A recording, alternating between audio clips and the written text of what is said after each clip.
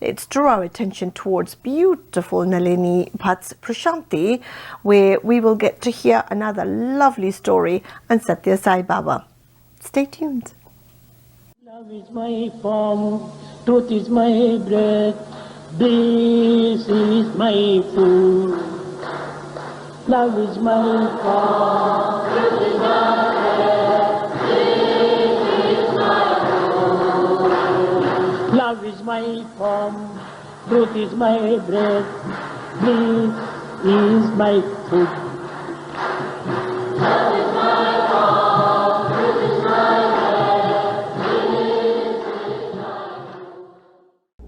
We at Prashanti offer our humblest pranams at the most sacred lotus feet of Bhagwan Shri Satya Sai Baba. Welcome brothers and sisters, this is Nalini. There were remarkable Western women devotees who came into Shri Baba's fold in the earlier years of the avatar. In the month of April, we feature 3 such prominent devotees, Indra Devi, Wilma, Bronkey and Baskin. In today's Prashanti, we bring you the amazing life of Indra Devi, who was an actress, an activist, a deep thinker, and a yoga pioneer, and above all was a great devotee of Shri Satya Sai Baba. Let's watch. Born in Russia as Eugenie Peterson in 1899, Indra Devi got fascinated with India when she was barely 15 years old and came to India in 1927. She adopted the stage name of Indra Devi when she first started acting in Indian films. In the 1930s, she went to America and introduced yoga to the West. She counted iconic Hollywood celebrities such as Greta Garbo as her students. Yoga was not at all known in America in those days. During one of Devi's first lectures in Hollywood, an audience member thought she was discussing yogurt. Indra Devi was the first female student of the great yoga guru Krishnamacharya, who was the teacher of the world-renowned yoga master BKS Iyengar. Indra Devi was 66 years old when she came to Shri Baba's lotus feet. Her very first darshan in the interview room was magical. As I stood up, I felt I was growing taller and taller, she says. If other girls had not supported me, I would have fallen down, as I did not any longer feel the floor under my feet. Bhagwan Baba showered rare blessings on Indra Devi. In response to her wish to start a crusade for light in darkness, Baba materialized a bright image of himself and said, "Whenever you need anything, ask me. Irrespective of the physical distance between us, I will hear your prayers." Indra Devi had 2 more unusual blessings from Shri Baba. Once in Mexico, where Indra Devi lived, a fire destroyed thousands of homes. Miraculously, the Sai Nilayam of Indra Devi stood unscathed. On her next visit to Puttaparthi, Baba materialized a pendant with the image of goddess Lakshmi and assured her, "This will protect your home." Baba also manifested a diamond ring for her with an exclusive power. "Whenever you look into this ring," he said, "you will find me exactly as I happen to be in India at that time, and you can see what I am doing." Indra Devi narrates 2 instances where she could see Baba in the ring. Once while he was traveling in a white car, and again when Baba was talking to his devotees seated in a semicircle in front of him. She recorded the time, and Professor Kasturi later confirmed that what she saw in the ring was exactly what Baba was doing at the time. Later, at the All India Conference of Office Bearers Satya Sai organization, Indra Devi had an opportunity to speak and she recounted this incident. Professor Kasturi sent the audience into gales of laughter when he quipped, "So, you have been spying on Baba." Indra Devi was very fortunate to receive a container of inexhaustible vibhuti which could be used to heal the sick. She was actively involved in spreading Swami's message in the US through films, books, and lectures. During her talks and yoga workshops in the US, she used to receive numerous requests from the people gathered for vibhuti materialized by Baba.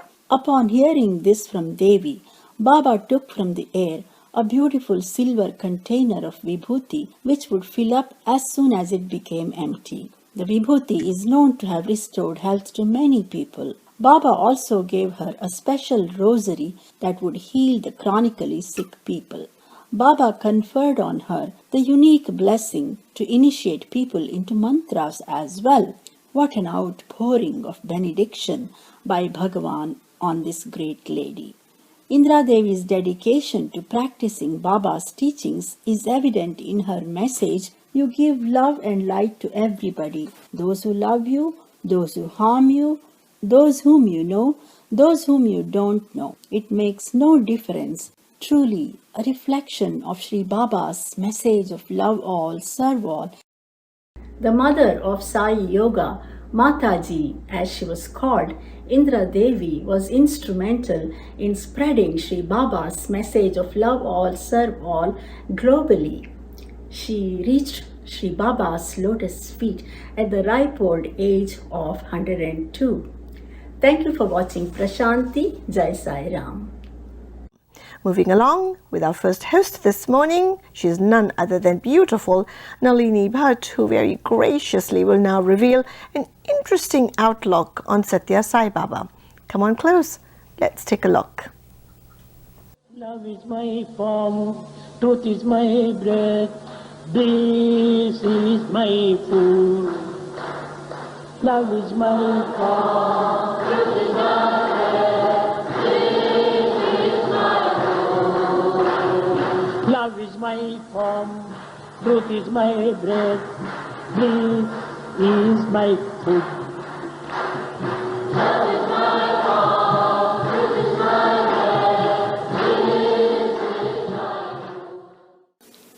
We at Prashanti offer our humblest pranams at the most sacred lotus feet of Bhagwan Shri Satya Sai Baba.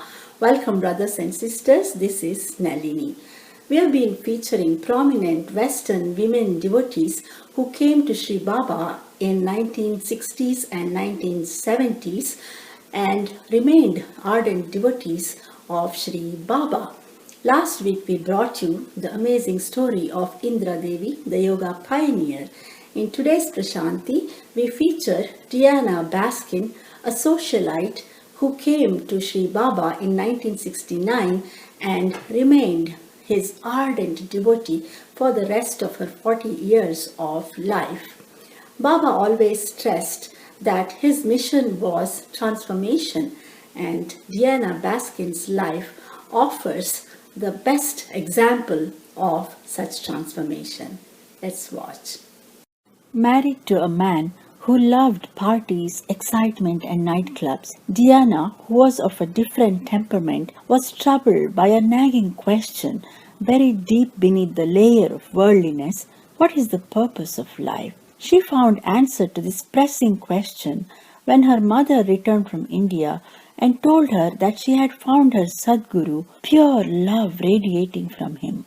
Diana accompanied her mother to India to see Baba, and from then on, Swami became the center of her life. The account of Diana's daily predicaments while balancing her worldly and spiritual life, her inner battles, and how Bhagavan guided her in his own unique ways are simply fascinating. Diana Baskin's books, Divine Memories of Satya Sai Baba and Divine Lessons from Satya Sai Baba, provide a rare glimpse into Swami up close. Swami first became her spiritual guru, then her mother, pouring unconditional love, and finally her father by allowing her to come out of her troubled marriage with Joel and finding a suitable match, Robert, and himself performing their marriage. Diana witnessed many miracles with Baba. One striking miracle was the transformation of her first husband Joel's heart. A skeptic that he was, Joel had told his friends in Los Angeles that he would ask Baba to manifest a rainbow. He thought that it is something one cannot pull out of his sleeves. Wonder of wonders, on their arrival at Puttaparthi, Baba granted them an inexplicable vision of a rainbow straight up from the ground to sky on a sunny day. Next day, Baba asked Joel How did you like my rainbow character? Joel had a shock because Joel used to refer to Baba as character. There was only one way Baba could know this, through his omniscience. Apart from transformation of her own heart, Diana herself was able to experience many miracles, from giving up a lifelong habit of smoking with just one telepathic command from Baba to the ultimate miracle of Swami bringing her beloved stepfather back to life. The two books, based on her 4 decades of interactions with Baba, throw light on many wonders and insights Diana gained during that time, besides conveying the profound love of Swami for his devotees and their transformation. Her books offer many practical tips for spiritual seekers. For example, she tells us how Baba gave a lot of importance to reciting the Gayatri Mantra and the Vedic hymn Asatoma Sadgamaya. The Gayatri Mantra translates to asking the Divine Mother to remove the darkness of ignorance and promote illumination within us. Asatoma Sadgamaya is a prayer. Lead me from untruth to truth, from darkness to light, from death to immortality. Om Namah Shivaya and Sai Gayatri are other mantras that Diana's book mentions. Diana also advised to avoid Rahu Kala or inauspicious time before venturing on important events or traveling. Immersed totally in service, Diana was the director and secretary of the Satya Sai Society of America for many years. Swami guided her throughout her life. In fact, he gave Diana a unique message a year before mahasamadhi. He called her near and whispered, "I am not going anywhere." Diana was puzzled at the time, but after Baba's mahasamadhi, the import of his words hit her like a thunderbolt. She realized that Swami had re-established the heart-to-heart link with her that she had so wished for with his assurance. Diana Baskin reached Swami's lotus feet in 2014. Diana's story is not an adventurous account of a yogi who received esoteric instructions from a saint, but of one who was taught by the Master of the universe the greatest lessons of Advaita through her everyday chores as a wife and mother. Diana's life is and will always remain an inspiration for all of us. Thank you for watching Prashanti. Jai Sai Ram. Let's get the ball rolling with Madam Nalini, who will orchestrate a rather remarkable story on Satya Sai Baba. Come join me. Let's take a look. Love is my form, truth is my breath, this is my food. Love is my form, truth is my breath, this is my food. Love is my form, truth is my breath, this is my food. Love is my form, truth is my breath, this is my food.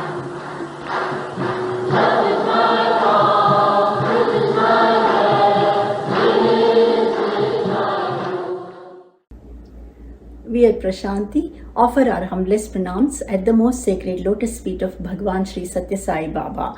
Welcome, brothers and sisters. This is Nalini. Previously on Prashanti, we brought you the inspiring stories of Indra Devi and Diana Baskin in our series of Western women devotees of Shri Baba. Today, we feature yet another Western devotee, Wilma Bronkey, whose selfless service and caring for the disabled and the foster children was exemplary. Let's watch. We will have a world that is beyond belief, that our beloved Baba says that we are destined to have. His instructions are do service and love God. Enchanted Acres, Oregon home where Wilma and Ivan Bronkey have been hosting their annual 4th of July Sai family reunions for years. Wilma has led more than 50 group visits to India to see Shri Satya Sai Baba. A longtime devotee of Sai Baba, she opened her home in Oregon to people with disabilities. She worked with handicapped children for 30 years. Wilma was called to lead special needs tour groups to see Baba in India. Baba wants you to say, I want to be the best I can be. I want to be filled with your love, Swami. I want to do your works, but it isn't very many people that will do that. To me, Baba is the creator of mankind, of the world, of everything that we see. Who is Sai Baba? He's all things, all beings. I have seen him in his form in the orange robe. I have seen him when he was a dog. He can be anywhere, anytime. He has been there when he was talking to us. All of a sudden, his hand laid still, his eyes were open, and after a while, he started keeping time again to the music. He had gone to England and saved a boy from jumping down into a well and committing suicide. In the England newspaper was the story of Baba saving a boy from the well. They had seen him come and grabbed the boy before he jumped into the well and saved his life. I didn't have the money to go to India. I went to the bank and I had $8, and the trip to India was going to cost $900. He said, you had a deposit last night. I said, no, I didn't deposit any money last night. I had in my account $908. I said, that's impossible. A little gentleman in an orange dress, black curly hair, and he deposited the money in your account. I went to India with that. I developed muscle spasms, excruciating. I stretched them out. I thought, I can't have my feet out here. Just then, in front of me is an orange robe. He looks down and he walked up on both of my feet. All the pain disappeared and looked down at me and smiled, very happy, and walked away. Indra Devi said, Baba took you off of the time machine. Time will never mean anything to you anymore. Time began to change for me completely. I don't need to sleep. He gave me a wonderful gift. I've had 2 heart attacks where I almost died. I had the first heart attack. I traveled to India 2 weeks after I had major heart surgery. He told my husband that he had been the President of the United States, that he had been General Grant, leader of a big army, that he suffers his karma from the things that he had to do during that time. Baba was standing in front of me. I looked directly into his eyes, and the most amazing thing happened, just incredibly beautiful. I'm looking straight through Swami's eyes, like I would be looking into infinity. Before I was born, I chose a mother who was very service-oriented. The service that he talks about is the things that you do after you've done your job, the things that you walk that extra mile, and you feed, clothe, and you care for. As time went by, this kind of service developed. There would be another child that needed a home. Deep in my heart, it was my child. Vibhuti appears not only on our pictures, but on Baba's robes. We had a Mongoloid girl that lived with us. And when we would have bhajans, she says to me, Mama, Baba's sitting on the chair.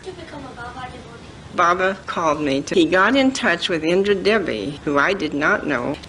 Indra Devi called me. She said, will you please send your $200 as a down payment on your ticket to India? And I thought, what in the world is she talking about? A few days later, she called again. I need to have your $200. I found myself saying, what if I was to go with this woman to India? All this time, he had planned this play. Shri Baba once said, Wilma is a near and dear devotee. Her story of selfless service and unconditional love which she poured on all, and the healing light that radiated from her has been an inspiration for many. Thank you for watching Prashanti. Jai Sai Ram.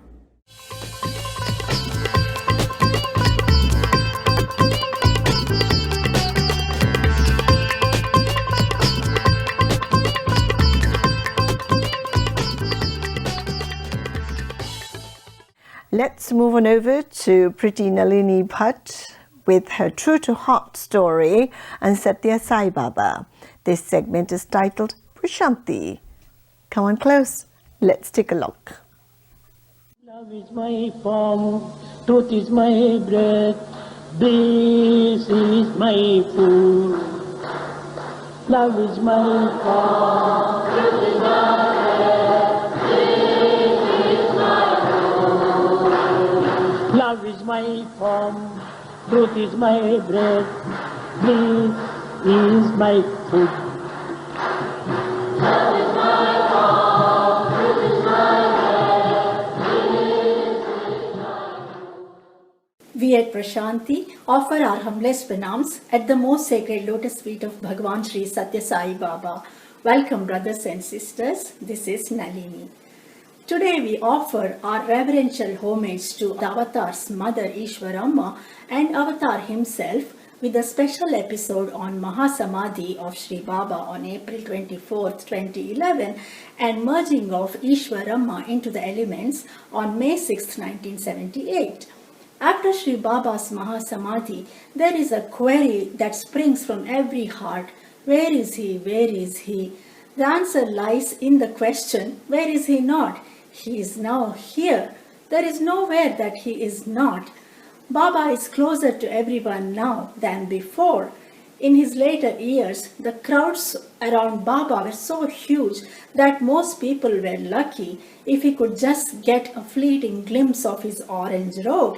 But after Mahasamadhi, the kind Lord has merged in every atom, every particle, so much so that he is not far, not close, but has become one with us. May 6th, the day Eashwaramma merged into eternity, is celebrated as Eashwaramma Day and Children's Day because of her love for children. Eashwaramma was as much a devotee as she was Baba's mother. Kind, noble and compassionate and caring for children and women, she was the driving force behind Swami's three major projects, the Satya Sai value-based educational institutions, the free hospitals that are temples of healing, and Mahmad Satya Sai water project supplying life-giving water to millions. All had their roots in Mother's simple wishes. Eashwaramma was chosen by Swami to play the role of his mother, and she played her part befitting Bhagavan's expectations. She is indeed the Mother Divine. True, Baba's physical form is not visible, but one can see Swami through his myriad social welfare projects, through the work and life of his devotees. Here is Dr. Sundar Iyer, living Baba's wish. Your life should be my message. After Swami passing away, I've given up my job and I'm full-time into spreading Swami's mission. By choice? By choice, of course. About 2 weeks before Swami passing away, we were very, very concerned about Swami's health. In my heart, I knew that this was something serious because the Swami I knew would not have even succumbed to something where he can't go and give darshan. And at that point, I had this very powerful dream. It's so close to being a vision. The one and only dream I've ever had so far where I've seen Swami in a wheelchair. Because I've never seen Swami in a wheelchair. So in my subconscious mind, that image is not there at all. I don't like to see his pictures on a wheelchair. I feel my guru is young and active. But that dream, it was so strange. He was on a wheelchair. He's leaning on one side and he was drooling. And he had a kerchief, he was trying to wipe his mouth. It was very sad. And I was kneeling up, and because he was trying to tell me something, he leans forward with great difficulty and he indicates, I can't speak. Can you speak for me? And I immediately start sobbing and I say, what do I speak, Swami? What do I speak? He points to his feet. I can't walk anymore. Can you walk for me? He touched my forehead. And at that moment, I was immediately filled with so much energy and light. I woke up completely drenched in sweat. The whole room seemed to be filled with light. I knew it was something very, very, very profound. But at that point, there was a knowing that this was it. Swami is not coming back in the physical form. But he has asked me to do some work. In 6 months, I was so clear in my knowing, this is what Swami wants me to do. That birthday of Swami, I took the decision and I met my manager and I said, I'm quitting. It was a call which I couldn't refuse. No looking back? No looking back at all. Absolutely no regret. No regrets. My heart is in the right place and I find so much peace that there is God with me now, even more than ever. Swami comes and guides me even more than ever. It's a miracle, and you take one step and he takes 1,000 steps. It's so very, very true. All that one step I had to take was make up my mind, say, okay, I am full-time now in this mission of spreading the teachings of Swami, yoga, the teachings of Sanatana Dharma. This is what I want to do. And it's all on Swami's principles. I don't charge any money to anything. That's because Swami said, never turn your education into a begging bowl. And so the greatest education we had with Swami was the highest wisdom. Sai is verily your breath, as close as your heart from its beat. Can we separate fragrance from jasmine, reflection from mirror, colors from rainbow, brilliant rays from the sun, silver beams from the moon, or the twinkle from the stars?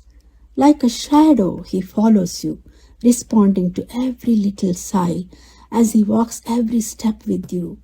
Let us be that flower from the garden divine and exude his fragrance of peace and love wherever we go.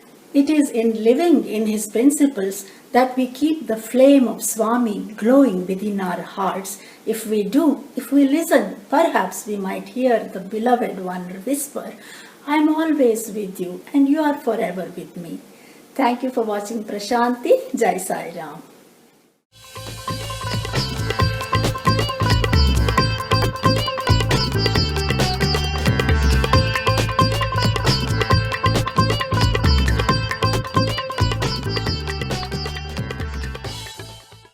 So let's get the ball rolling with Madam Nalini Bhat, who will now graciously grace the screen with her beautiful, lovely outlook on His Highness Satya Sai Baba.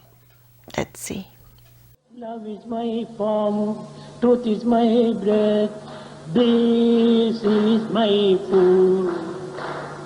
Love is my form, truth is my breath, this is my food. Love is my form, truth is my breath, this is my food. Love is my form, truth is my breath, this is my food.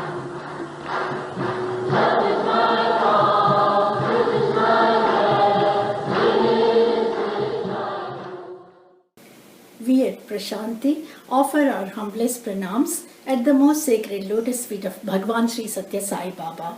Welcome brothers and sisters, this is Nalini. Today's Prashanti is dedicated to one of the greatest devotees of Swami, Mr. Indulal Shah. Indulal Shah Ji is the Bhishma Pitamaha, the grand sire of the Satya Sai organization, anointed by Bhagwan himself as his true devotee. He was chosen by the Lord himself to be the first president of the Shri Satya Sai organization of India, first chairman of the World Council organization, and trustee of Satya Sai Central Trust. Shri Indulal Ji, a chartered accountant in Mumbai, first met Baba in 1965. Before that, he was a devotee of Sri Ramakrishna Paramahamsa. Sri Shah also was a follower of Mahatma Gandhi. He had served as the secretary of Indian National Congress for Bombay region. Once he came into Baba's fold, he resigned from all the organizations he was connected with, and there was no looking back for him. Ably supported by his noble wife Sarlaben, he was largely responsible for streamlining the Swami's Sai movement, which had repercussions globally. Swami had showered his blessings profusely on Shri Indulal Ji. Let us watch. When the Shri Satya Sai Seva organization was set up in Mumbai in 1965, few realized that the event was epoch-making. From the remotest villages of India to the metropolitan cities of the world, the organization today has become synonymous with social upliftment projects. Indulal Shah is mainly responsible for laying the foundation for the Dharma Kshetra. Those who are involved in these divine tasks must be prepared to face these problems. Indulal Shah has achieved in this way. His constant worry and anxiety is the future of the organization. He has sacrificed. He went around all over the world and propagated the message of Sarla and Indulal Shah could face all the obstacles because of his unwavering faith. Is there any monumental event in the course of the worldly mission of Swami in which we have not seen Shri Indulal Shah? He wants nothing for himself. He wants only that Sai be properly served and that the organization that bears his name be properly managed. Sri Shah and Sarlama were in Bangalore, and their host asked, Sri Satya Sai Baba is going to give a discourse. Do you want to go there? In Dubai, said, yes, they all came to Malleshwaram. Swami was there. Suddenly, the sky became very dark, and it looked as if it was not going to rain but pour. Some people tried to rush out. They noticed that Bhagwan told the audience, said, don't worry, nothing will happen. Apparently, he looked at the sky and did something like this, and suddenly there was bright sunlight. So Mr. Indulal Shah records, I had read about such things in Puranic stories, but I never thought I would live to see such a thing happening right before my eyes. The call had come. You cannot hear anything about the Sai organization without hearing the words Shri Indul Shah. Shri Indulal Shah, the quintessential man of action. No books, no volume can precisely make up what you have meant to us. Not only did Sri Shah work tirelessly for Swami's mission, he also contributed in a major way to the documentation of the Sai organization. From 1965 to 2010, he made a compendium of Satya Sai organization's activities the world over, covering a period of 45 years, hailed as the Encyclopedia and the Bible of Sai organization. Bhagavan released this compendium just a few weeks before leaving his physical body, suffusing it with his divine energy. This sacred compendium, accompanied by 12 DVDs, is a living embodiment of Swami for future generations. This chronicle of a silent revolution is a spiritual lighthouse for posterity, for it is a convergence of an insider's view of the organization's growth based on personal experience. Bhagavan also released a book on the dedicated life of Shri Shah and Srimati Sarla Shah. Baba presented the first copies to them along with a silver platter in appreciation of their lifelong dedicated service at the lotus feet. Bhagwan chose Shri Indulal Shah to lay the foundation of the World Organization. Every morning I get a call from him, what shall we do for Bhagwan today? That is the enthusiasm at 95 of the Bhishma Pitama. The legacy of Shri Satya Sai is a vast and deep ocean available to anyone, writes Shri Shah. As Shri Satya Sai Baba is a Purna avatar, his legacy also must be Purna or complete. But Purna cannot be measured. Therefore, it is impossible to spell out various facets of Bhagavan's legacy in totality. However, an attempt can certainly be made to explore into different realms of his legacy. And this attempt at preserving and propagating Shri Baba's legacy is made by Shri Indulal Shah himself in a way that Swami was always proud of and was extremely pleased with. Thank you for watching Prashanti. Jai Sai Ram. Let's start this hour off with Prashanti, which brings to us interesting, very interesting stories of His Divine Satya Sai Baba. This is written, directed and hosted by a real close friend of mine, Mrs. Nalini Bhat. Last week, Nalini said, quote, "I love you, Nilima," unquote. To this I replied, quote, "Do you love me, Nalini, for who I am, or is it because I live in the state of Virginia, a state known for lovers?" And the story just continued. Well, let's see her on screen. Love is my form, truth is my breath, this is my food.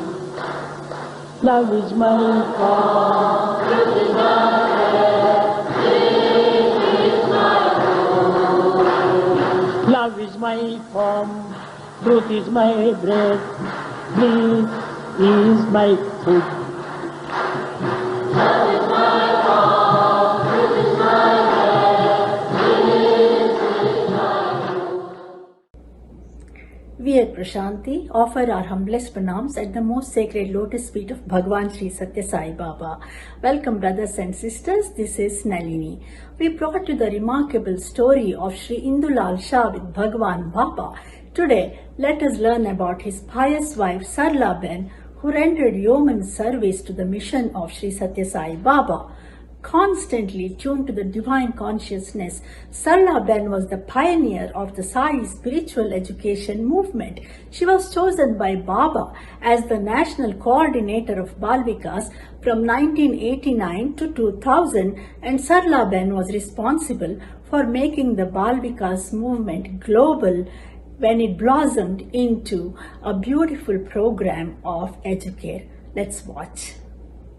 Brothers and sisters, Bhagwan Baba declared last year that 19th November will be observed as Ladies' Day every year all around the world. This symbolic celebration of Ladies' Day is the token of faith Bhagwan has put in Mahilas, gives us a chance to streamline our objectives and duties to fulfill the expectations of our Lord and leading us to the spiritual path.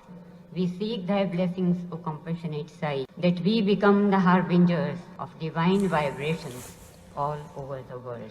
Sai. Sarlaben and her husband Indulal Shah were the doyens in Sai's service who showed what it is like to work for Sai and live for Sai.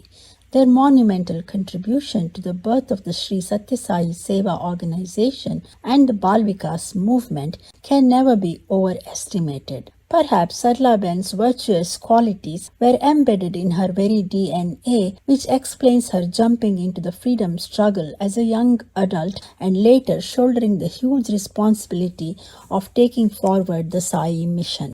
In 1969, when Baba founded the Shri Satya Sai Mahila Vibhag, he chose Sarlaben to be in charge of it, and she played a stellar role in developing the Mahila Vibhag. Baba entrusted in her care the nurturing of children with a focus on character development.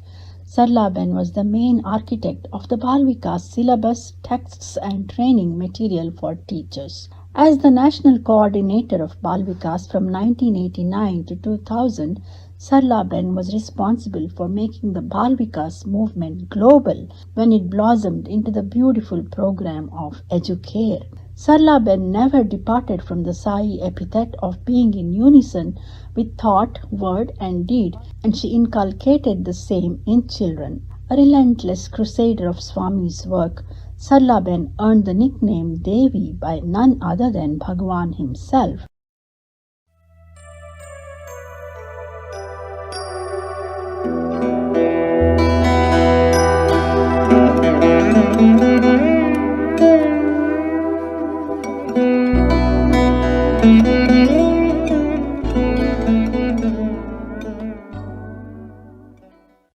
Goaded by her vision to make every parent a Balvikas guru and every home a Balvikas class, she embedded innovation in the Balvikas curriculum to meet modern-day challenges.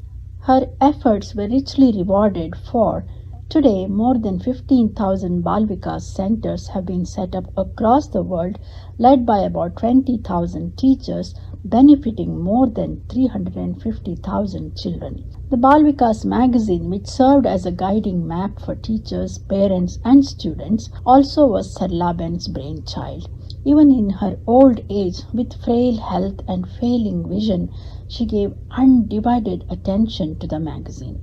On the glorious occasion of Guru Purnima in 2003, Swami recognized Sarlaben and Indulal Shah's 40 years of service and released a book on their lives, handing the first signed copy to them. Baba, addressing her as Sarla Devi, said, "She never sleeps.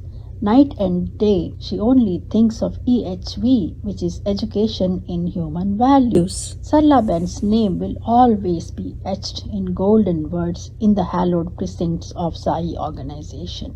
Rarely in the limelight, Sarlaben was the beacon of light for children and adults alike.